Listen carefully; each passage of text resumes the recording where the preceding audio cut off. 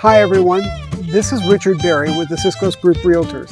This Sunday from 1 to 4 p.m. we'll be having 2 homes open for you to tour in Subtle Woods. One is this one at 22312 West 76th in Shawnee. This is a beautiful reverse story and a half, which means the master suite is on the main floor. It has 4 bedrooms and 3 baths. One of the neat things about this home is that it has a side entry.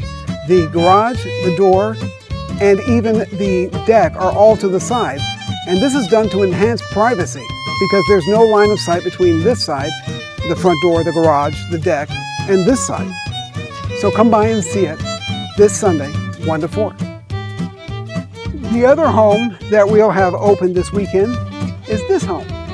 It's 22310 West 76th in Shawnee.